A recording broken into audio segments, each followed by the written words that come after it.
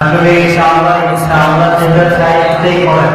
সক্ষমতা বাড়াতে সবকিছুর মানকে একজন নিয়ে আমি জানতে পারি খুব একটা ভাবনা, তবে আমরা চেষ্টা করবো পর্যন্ত।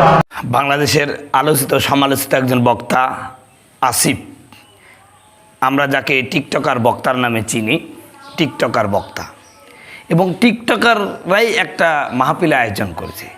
সেখানে এই রাজশাহীর শুধুমাত্র মহিলা নিয়ে আলোচনা করে, যুবতীর প্রেম ভালোবাসা নিয়ে আলোচনা করে।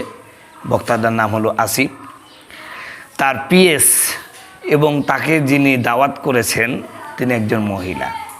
উনি সামনে চেয়ারে বসে ওয়াজ করতেছেন, আর পিছনে তার পিএস আর সেই মহিলার কি সুন্দর স্টেজের উপরে উঠে কানে মুখে কথা।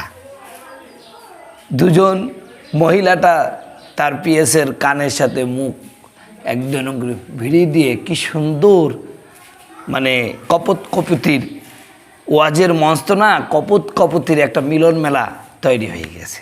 সি সি সি মাহফিল আয়োজন করছে টিকটকাররা, আর সেখানে হেদায়েতের বাণী ছড়াচ্ছেন আমাদের সেই ডিজিটাল বক্তা বলেন, আর ইউটিউবার বক্তা বলেন, আর টিকটকার বক্তা বলেন, সেই আসিফ খান। আশ্চর্য বিষয়,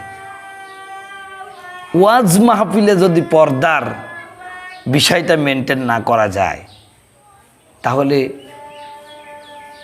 পর্দাটা হবে কোন জায়গায়? সেখানে বেপর্দায় থ্রি পিস পরে অর্ধেক উন্না আছে, স্তন একটা উন্না দিয়ে ঢাকা আর একটা স্তন বের করা। সেই অবস্থায় একটি মাহফিলে মহিলা উঠে চলে আসছে, সেখানে ওয়াজ করছেন বক্তা। তো এই ওয়াজে কি ফায়দা? এই হেদায়েত শূন্য বক্তব্য দিয়ে লাভটাকে? এগুলো কি ওয়াজ মাহফিল নাকি সিনেমার এডিটিং চলছে, অভিনয় চলছে? আমি তো কিংকতবে বিমূঢ় হয়ে গেছি। মানে আসলে এখন ওয়াজ মাহফিলটা পুরোটাই টাকা ইনকামের একটা বিশাল ধান্দা তৈরি হয়ে গেছে। কি অবস্থা! নাউজুবিল্লাহি মিন যালিক। যুবকরা পাগল হয়ে গেছে, কয় হুজুর অমুক হুজুর, খুব স্টাইল করে কথা বলতে পারে।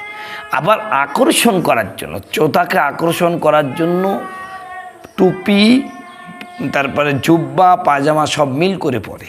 এরপরে যেই স্টাইলের, মানে যেই কালারের টুপি পরে, কোট পরে, জুব্বা পরে, সেই কালারের আবার মুখে মানে ঠোঁটে লিপস্টিকও দেয়। আহারে! এই জন্যই তো বলি যে এত ওয়াজ মাহফিল হচ্ছে, কিন্তু মুসল্লি বাড়ে না কেন? পারবে কেমনি? আজকাল মানুষ ওয়াজে যায়, এই ওয়াজের মধ্যে তারা সিনেমার স্বাদ পায়। আগে মানুষ দল ধরে বিভিন্ন হলে গিয়ে ছবি দেখতো, এখন সেটা থেকে মানে ওইটা পরিবর্তন হয়ে এখন ওয়াজের মাঠে আসে। কারণ এই ওয়াজে সিনেমা পায়, গান পায়, ওয়াজ পায়, তারপরে দিনের কথা শুনে, দুনিয়ার কথা শুনে, সব রকম বিনোদন এখন ওয়াজের মধ্যে একত্রিত হয়ে গেছে। যার কারণে এই ওয়াজে মানুষ লোক হচ্ছে। কারণ ওই হুজুর গেলে যুবক যুবতীদের যৌন উত্তেজক কথাগুলো বলে। ওয়াজের মধ্যে মহিলা পুরুষ একসাথে বসে শোনা যাচ্ছে। এরপরে বিরাট মাহফিল যখন হয়, প্রেমিক প্রেমিকা পরস্পরে আসে, ফুচকা খাওয়া হয়, দেখাশোনা হয়। এই জন্য ওয়াজগুলো জমজমাট হয়ে গেছে। আমার এই কথা শুনলে অনেকে রাগ করবে, কিন্তু বাস্তবে একটাই, আজ এলেম কালামের দরকার হচ্ছে না।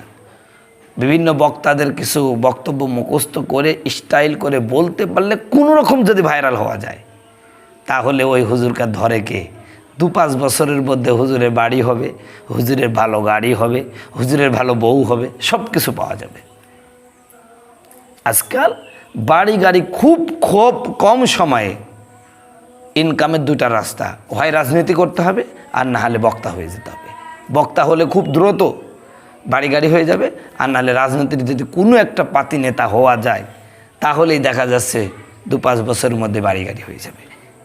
এই বড়লোক হওয়ার খুব সহজ মাধ্যম এই দুইটা। আজকে হক্কানি উলামায়ে কেরামের দাম নেই, দাম হলো আউল ভাউল এই সমস্ত বক্তাদের, ওয়াইজদের। ভিজিট কত 50,000 60,000, তাও আবার দরখাস্ত দিয়ে মাহফিল হবে তার আগের দিনে সমস্ত টাকা পরিশোধ করে। আর যারা হক্কানে ওলামায়ে কেরাম তারা দিবে 3,000 2,000, তা ওর মাহফিলে ওর বক্তব্য হচ্ছে মাগরিব পর থেকে যা, এই একটা অবস্থা। তো এইরকম অবস্থা হচ্ছে। আল্লাহ পাক বলছেন আমি এই কোরআন দিয়ে অসংখ্য মানুষকে বিভ্রান্ত করি, আবার অসংখ্য মানুষকে হেদায়েতের পথ দেখায়। কিয়ামতের পূর্বে মানুষকে পথভ্রষ্ট করবে সবচেয়ে বেশি বিপদগামী আলেমরা, এরাই হলো সেই বিপদগামী আলেম। কি অবস্থা! মাহফিলের মধ্যে বেপর্দা মহিলা এসে মনে হচ্ছে মাহফিল তো না, একটা মানে অভিনয়ের মঞ্চ তৈরি হয়ে গেছে। আল্লাহ সুবহানাহু ওয়া তাআলা আমাদের এই ফিতনা থেকে হেফাজত করে সকল। আমিন।